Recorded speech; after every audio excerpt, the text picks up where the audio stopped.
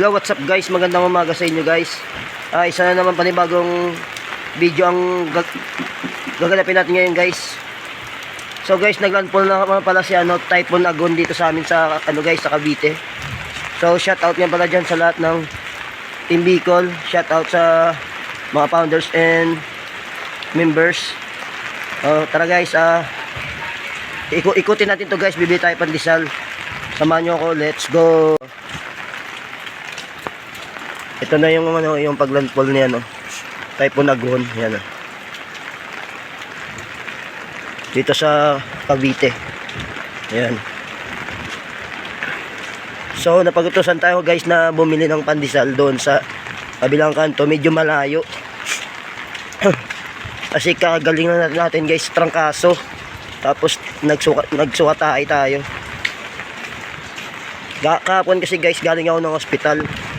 Kaya dahil yung pamangkin ko naman nung nagkasakit. So ngayon hindi natin inasahan na may darating palang bagyo. So kaya binlog ko guys, kasi hindi ka naman makalis ng bahay mga tao dito sakto na pabili ako ng pandesal. Ayan guys, pinsan ko guys, dyan siya. Bibili ng pandesal kasi binlog ko na rin. Typhoon Agon. Ayan. Ayan guys, malakas yung yung ulan. Pero hindi naman masyado kalakasan yung hangin. Ayan.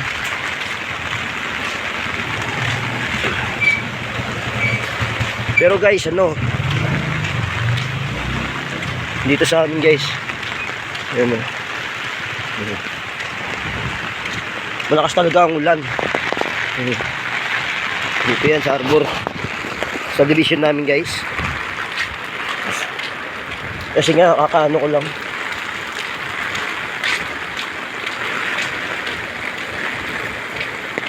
Dito tayo bababa.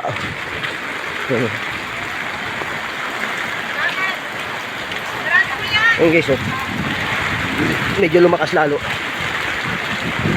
Yan. So pasensya na guys sa dalawang araw natin na hindi sumuporta dahil hindi pa tayo naka-recover.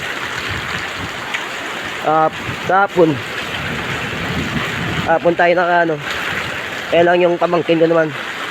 Ayan guys, ang lakas ng ulan talaga, grabe. Lumabo na yung video.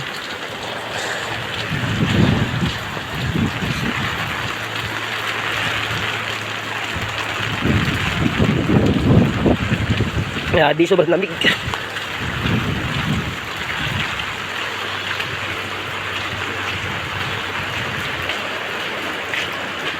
So guys, ayun, dito na tayo guys. Ayun yung pandesal.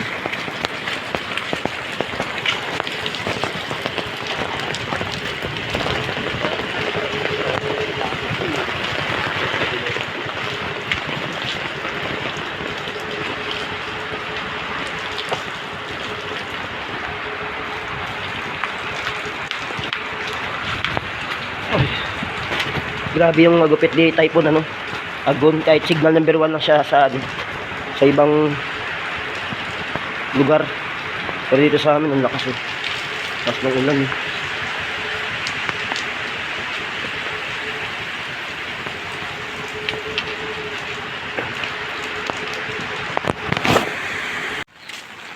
So yun guys, nakabili na tayo ng pandesal guys.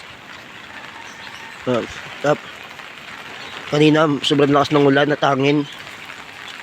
Pauwi na ako guys. Medyo malayo pa yung lalakarin ko kasi malawak tong subdivision namin guys. So aakyat tayo. Bakit doon pa ako sa sa pang-apat na kanto. So bisbilisan natin yung lakad.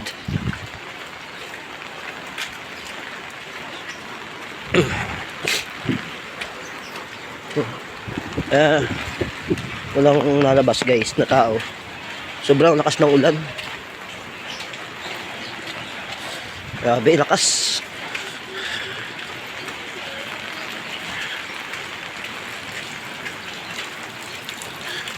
Typhoon Agon.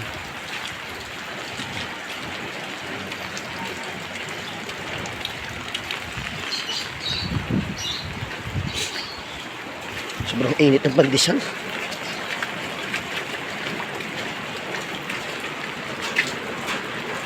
Ayan guys.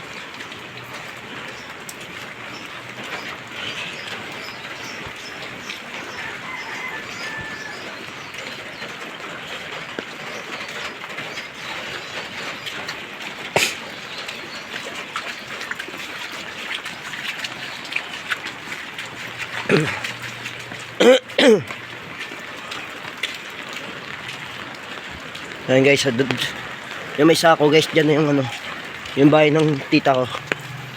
Yan.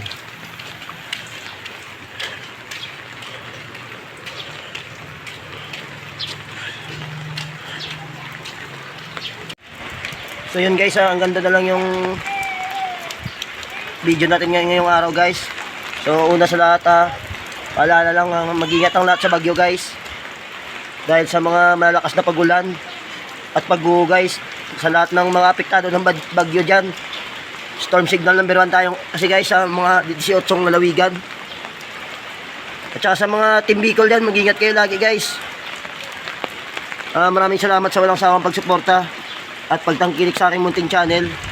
Yun lang po, ingat palagi, ingat.